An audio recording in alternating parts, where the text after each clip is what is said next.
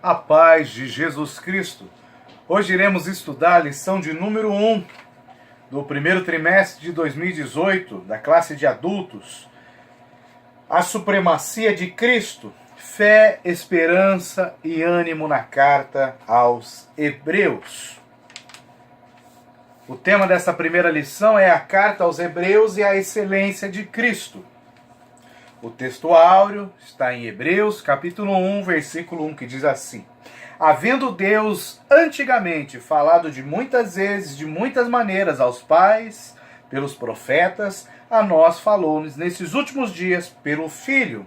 A verdade prática, por meio de Cristo, Deus revelou-se de uma forma especial e definitiva ao seu povo. Ok?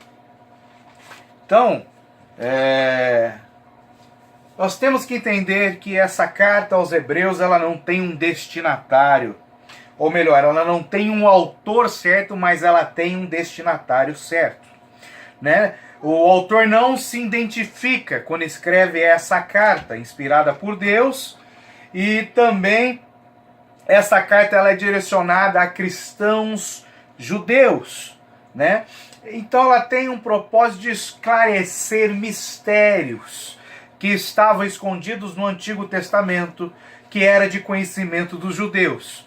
Porém, alguns judeus se converteram a Jesus Cristo e eles precisavam ter os seus olhos abertos para compreender aquilo que o Antigo Testamento estava escondendo e apontando para o futuro. Então essa epístola aos Hebreus, ela tem um grande impacto profético nas nossas vidas, porque ela vem mostrar coisas que estavam ocultas no Antigo Testamento.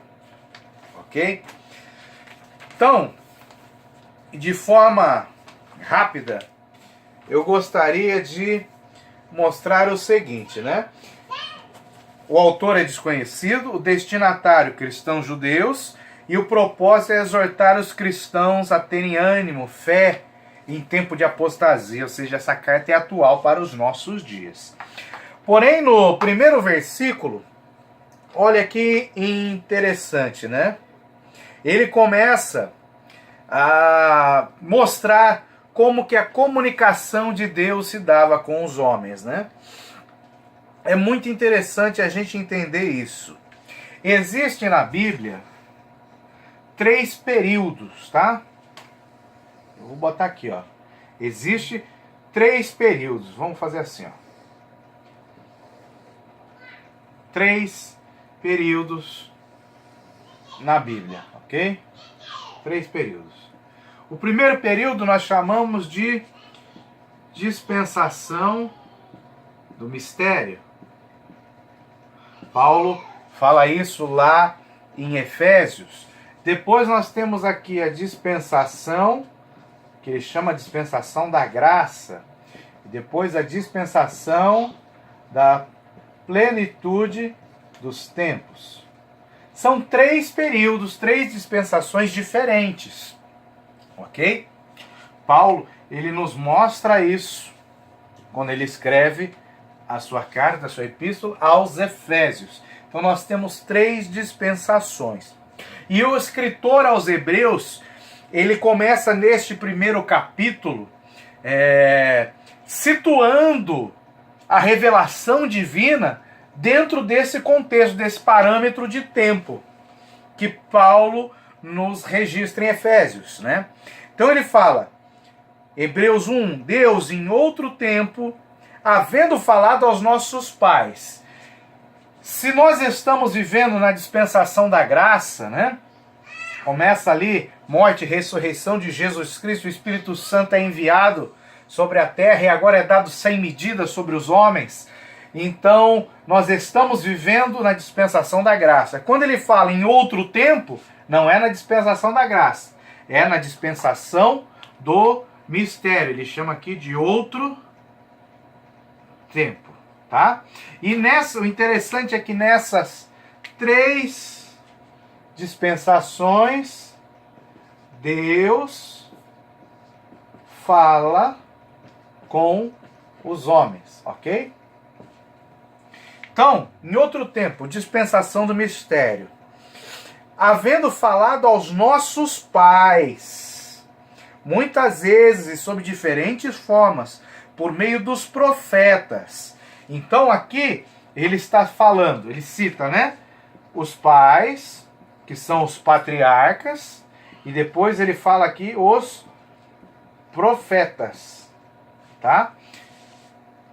Essa dispensação do mistério, ela vem desde antes da criação do mundo até a manifestação de Jesus Cristo, da graça divina, tá? Mas aqui ele está falando, né, de quando Deus falava com os patriarcas, com os profetas. Então aqui veio desde Adão até o último dos profetas, né, João Batista, e depois começa o período da graça, porque o próprio Senhor Jesus diz que João Batista é o último dos profetas da antiga aliança, da dispensação do mistério. Então Deus falou de várias formas, né, diferentes formas, por muitas vezes através dos pais e dos profetas. Porém aqui, na dispensação da graça, o que ele chama também de últimos dias. Nós estamos vivendo nos últimos dias da igreja aqui na terra. Nos últimos dias, nos falou por quem? Pelo Filho. Pelo Senhor Jesus. Então falou através da sua vida, da sua pregação, do seu exemplo, e continua falando conosco através da operação, do agir do Espírito Santo nas nossas vidas. Porque ele subiu ao Pai e enviou o Espírito Santo para estar conosco, o Consolador. Então antigamente Deus falava através dos pais e dos profetas. Agora fala conosco nos últimos dias através do Filho, ok? Isso é maravilhoso. Então nós temos aqui algo. Além de pais e profetas, nós temos aqui o que nós chamamos também de sacerdotes e reis, ok? Nessa época da dispensação do mistério, que vai até a manifestação de Jesus Cristo, que era o mistério oculto de Deus, ok? Está lá em João 1,18 no Evangelho, tá? Então nós temos pais, profetas, sacerdotes e reis. E essa forma de atuação aqui, de sacerdotes e reis, ela teve um novo entendimento.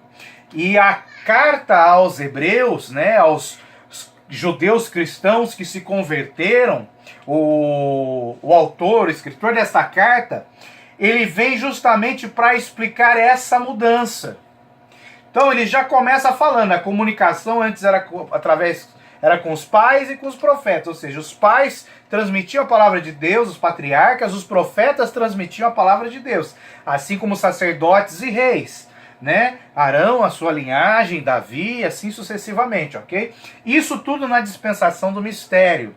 Porém, quando chega a dispensação da graça, a manifestação do Filho, que representa os últimos dias, Deus não está mais falando conosco através dos pais, do profeta, de sacerdotes ou reis. Ele está falando através do Filho conosco, tá?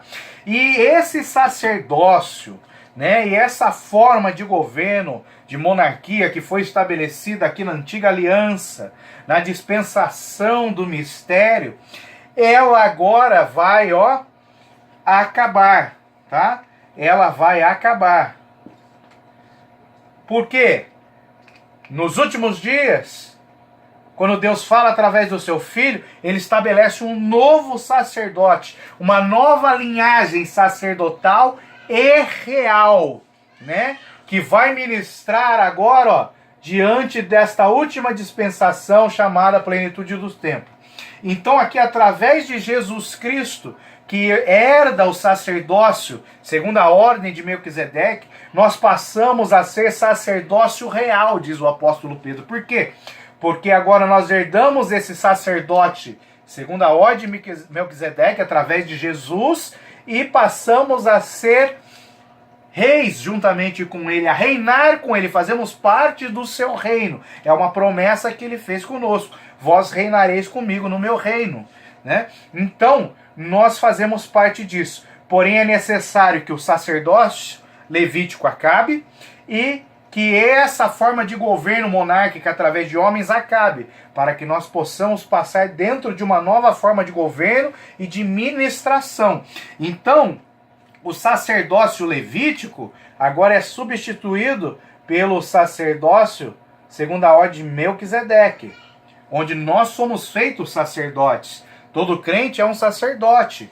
E essa forma de governo monárquica é substituída porque nós, na plenitude dos tempos, iremos reinar juntamente com o Senhor. Então nós somos feitos nação santa, sacerdotes reais, por causa do evento dos últimos dias, onde o Filho agora foi manifestado, foi revelado aos homens, e é o Filho que fala através dos homens. Ok? Então, Israel perdeu essa incumbência sacerdotal real e Jesus a herdou, né? Se a gente vê aqui o versículo 2, ele fala assim: a quem constituiu herdeiro de tudo, por meio de quem fez os mundos. Então ele herdou o sacerdócio, ele herdou o reino, ele herdou tudo que o Pai tinha feito, né? Sem falar que foi ele que fez tudo, ok? E quando ele assume essa herança, né? Quando ele tem a vitória ali na cruz, quando ele ressuscita, ele é feito herdeiro de tudo, ok? E se confirma que o mundo foi criado por ele. Então, a dispensação da graça. Então, eu posso dizer que essa dispensação do mistério, que está lá em Efésios 3:9, ó, vamos botar aqui. Essa aqui é Efésios 3:9, ok? A dispensação da graça, Efésios 3:2. 3:2. Eu posso dizer que essa dispensação do mistério, ela está contida aqui em Hebreus 1:1. Já a dispensação da graça, ela começa quando Jesus é constituído herdeiro de tudo, por meio da sua vitória. Então aqui eu tenho Hebreus 1:2. Olha que coisa maravilhosa, né? Então o verbo se fez carne e foi revelado aqui na dispensação da graça. E olha que interessante o versículo 3. Ele fala assim, ó: o qual é o resplendor da sua glória e a fiel imagem da sua pessoa, e que a tudo sustenta com a palavra do seu poder. Depois de ter feito a purificação dos nossos pecados, ó, dispensação da graça, por si mesmo, assentou-se à mão direita da majestade nas alturas. Então, ó, o qual é o resplendor da sua glória e a fiel imagem da sua pessoa. Lembra Gênesis 1:26? Façamos o homem a nossa imagem e semelhança. Já havia uma imagem pronta quando o homem foi feito. O homem foi baseado numa imagem pronta, física. Provérbios 8, a partir do 22 ali em diante, fala isso. Em Colossenses 1:15 também fala isso. Vamos ver Colossenses 1:15, o que está falando? Para ficar bem claro o entendimento. Ó, Colossenses 1:15 diz assim, ó: o qual é imagem do Deus invisível, o primogênito de toda a criação. Então, de tudo que foi criado, a imagem de Jesus Cristo foi a primeira. Jesus Cristo não foi criado, a sua alma, né? A sua pessoa, mas a sua imagem, aquele bonequinho que foi colocado no ventre de Maria, a sua imagem foi a primeira criação de Deus. E quando foi se fazer o homem, Deus diz: façamos o homem a nossa imagem e semelhança. A imagem daquele bonequinho, Colossenses 1:15. Então, ó, qual é o resplendor da sua glória e fiel imagem da sua pessoa? Está falando da dispensação do mistério. Antes de Gênesis 1:1, né? Quando lá em Colossenses 1:15 fala que ele foi o primogênito de toda a criação. E que a tudo sustenta com a palavra do seu poder. Disse: haja luz, faça separação. Ele está falando ali dos primeiros capítulos de Gênesis. Depois de ter feito a purificação de nossos pecados por si mesmo, dispensação da graça, o verbo se fez carne, habitou entre nós, entregou sua vida na cruz, morreu inocente. Aí o que aconteceu? Assentou-se à mão direita na majestade e nas alturas, ou seja, ele subiu ao céu, ele ressuscitou e subiu ao céu e está à direita de Deus Pai intercedendo por nós. O que é isso? Dispensação da graça, ok?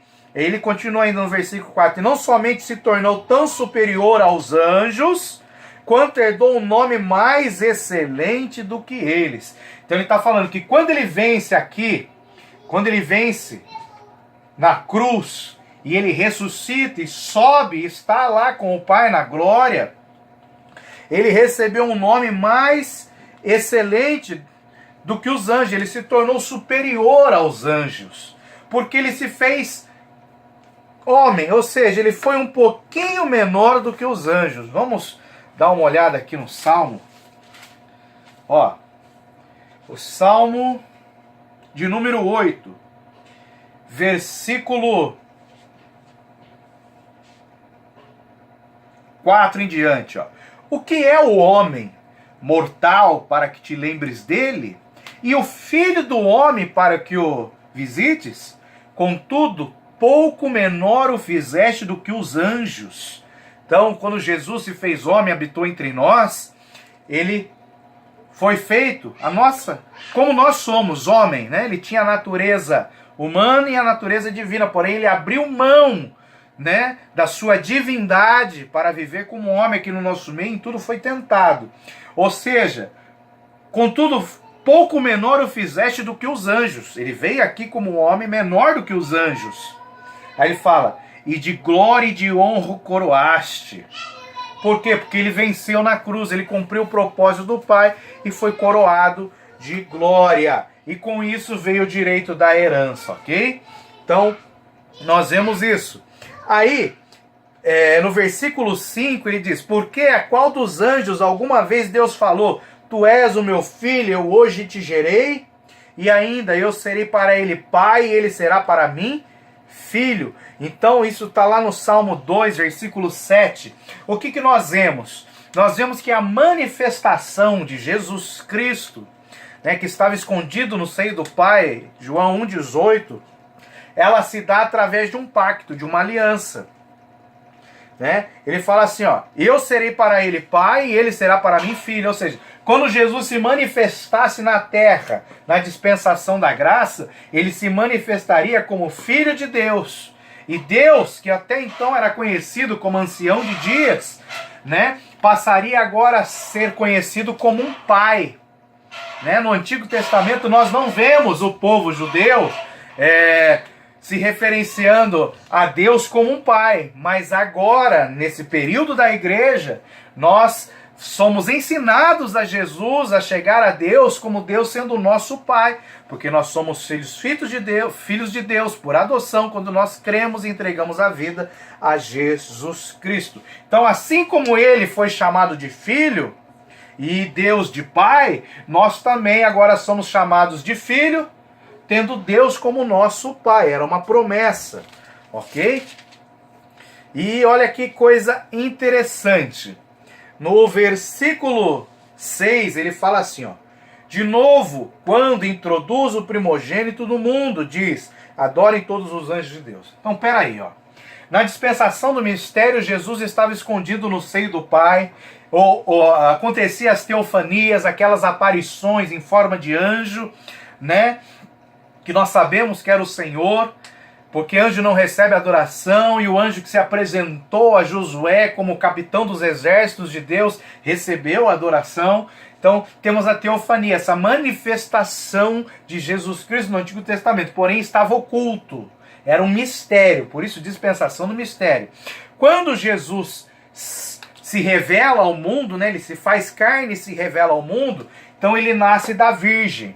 Então nós podemos dizer aqui que a primeira manifestação foi através do nascimento da Virgem Maria. A segunda vez que ele é introduzido no mundo é quando ele ressuscita Quando ele ressuscita é a segunda vez que ele é introduzido no mundo. Porém, o escritor aos Hebreus diz que existe uma terceira. Uma terceira introdução de Jesus Cristo no mundo, ó. E de novo, né? E de novo. Ó, preste atenção, ó. E não somente se tornou tão superior aos anjos, quanto herdou um nome excelente deles.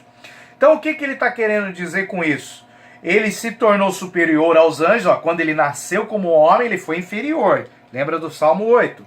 Porém, quando ele ressuscita e entra no céu, ele se torna superior aos anjos e herda um nome mais excelente que o deles. Então está falando da segunda. Ele ressuscitou, aí ele herdou, né, um nome mais excelente do que os anjos, passou a ser superior aos anjos, porque deixou de ser homem. A primeira ele veio como homem, a segunda ele já ressuscitou com um corpo glorificado, superior aos anjos com um nome mais excelente. Porém, existe agora a terceira vez que ele vai ser introduzido no mundo, que é o versículo 1:6, que vem agora preencher, né, esta terceira parte chamada de dispensação da plenitude dos tempos. Tá? Dispensação da plenitude dos tempos, que também está lá em Efésios, ok? Está lá em Efésios, dá uma olhadinha lá, porque Paulo fala sobre isso. A dispensação da plenitude dos tempos. Então, como que eu sei que esse Hebreus 1:6 fala da dispensação da plenitude dos tempos? Porque ele fala assim, ó, e de novo. Então, ó, ele se manifesta ao mundo, Hebreus 1:1. Aí ele ressuscita, Hebreus 1:3 e 1:4, ok? E na terceira vez, e de novo, quando introduz o primogênito no mundo, que é a terceira vez, aqui já fala do juízo. Juízo, ok? Então a primeira vez ele veio como homem, ele não veio para julgar, mas ele veio para salvar o mundo. Ele ressuscitou com um corpo glorificado para confirmar a obra que o Pai tinha para ele. Porém, a terceira vez que ele vai ser introduzido no mundo, ele vai vir como um juiz. Ele vai vir para julgar, para trazer juízo sobre a terra. E nós vamos vir com ele. Porque quando acabar esse período da graça, a igreja vai ser tirada, acabou o período da graça. Começa a plenitude do tempo, grande tribulação, ok? Então, olha que interessante, ó. Vamos dar uma lida em Hebreus 32:43, para nós entendermos que esse Deuteronômio 32:43, para entender que esse Hebreus 1:6 faz parte da plenitude dos tempos, ok? Então vamos lá para Deuteronômio 32, ok? Deuteronômio 32:43, que diz assim, ó: Jubilai, ó nações, com o seu povo, porque vingará o sangue dos seus servos, e sobre os seus adversários fará tornar a vingança, e terá misericórdia da sua terra e do seu povo. Ou seja, aqui na plenitude dos tempos, onde de novo será introduzido o primogênito do mundo pela terceira vez, ele vai vir ao mundo, ok? Primeiro veio como homem, depois com o corpo ressurreto, e a terceira vez ele vai vir agora como juiz, tá? Como juiz. Ele vai trazer vingança, vai executar juízo, e olha que interessante, ele vai ter, olha aqui, a misericórdia do seu povo. Qual povo é esse? O povo de Israel, que depois do segundo período, né, quando passar 3 anos e meio da grande tribulação, vão reconhecer que Jesus era o Messias. Vão passar por um sofrimento terrível com o anticristo. Porém, Jesus terá misericórdia do seu povo Israel, que irá o reconhecer como sendo o Messias. Muitos deles serão salvos. Fala dos 144 lavados e remidos pelo sangue de Jesus, 144 mil. Né? Então, essa parte de Hebreus 1:6 está aqui nos mostrando a dispensação da plenitude dos tempos que Paulo fala em Efésios. Porque vai ser a terceira vez que Jesus Cristo vai ser introduzido no mundo. Então, lembrando, a primeira vez ele foi introduzido como um homem, através da Virgem Maria, dispensação da graça. A segunda vez ele foi introduzido com um corpo ressurreto, dispensação da graça. Porém, a terceira vez ele vai vir na plenitude dos tempos, agora como juiz, trazer julgamento. Se você for lá em Apocalipse capítulo 19, você vai ver que nessa terceira vez que ele vai vir como juiz, ele vai vir com as vestes salpicadas de sangue. Ele vai vir para executar o juízo. O capítulo 19 de Apocalipse nos mostra como que vai ser essa batalha final. Então nós temos que entender isso. Então, Jesus estava escondido. É isso que a carta aos Hebreus faz. Estava escondido. Depois ele se manifesta. E ele se manifesta ao mundo cumprindo as profecias que antes não estavam claras, porque era um mistério. E ele vence a morte. E ele vai voltar num terceiro período para trazer o juízo, ter misericórdia sobre o povo de Israel. Então, o escritor aos Hebreus nos mostra toda a história bíblica, do começo ao fim, antes da criação até o final, e a forma que Deus escolheu para se revelar aos homens, dispensação do mistério, falando através dos pais, profetas, dispensação da graça, através do Filho, dispensação da plenitude, revelando o Filho como juiz. Esse era o Messias que o povo esperava, porém ele não veio como Messias para restaurar o reino a Israel, ele veio como um servo sofredor. Aqui ele vai restaurar o reino a Israel, mas vai restaurar com guerra. E só para ficar mais, mais completo, no versículo 7, concernente aos anjos, diz, ele faz dos seus anjos espírito, dos seus ministros labareda de fogo. Ou seja, o Pai testemunha do Filho, e os anjos se submetem ao Filho e dão testemunho do Filho. Lembra quando o nascimento de Jesus, os anjos aparecem aos pastores no campo de madrugada para anunciar? Então os anjos estão ali servindo. E os ministros de Deus, os seus servos que estão ministrando aos santos, também dão testemunho que o Filho ressuscitou, venceu a morte, venceu o mal. O versículo 8... ele nos fala sobre a divindade e a realeza do Filho. Olha assim, mas concernente ao Filho ele diz, o teu trono, ó Deus, permanece para todo sempre, e cetro de justiça é o cetro do teu reino. Só tem trono quem é rei, ok? Tem uma realeza por trás e tem uma divindade, porque é eterno, é divino, não tem fim. O versículo 9 mostra a consagração de Jesus Cristo. Olha que maravilha. Porque amaste a justiça e odiaste a iniquidade.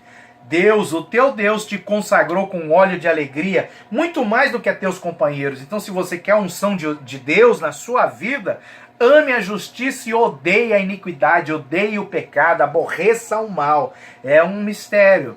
Então, o ministério de Jesus revelado aqui na carta aos Hebreus, ele tem base com isso, o amor à justiça e o ódio ao pecado, à iniquidade, ok?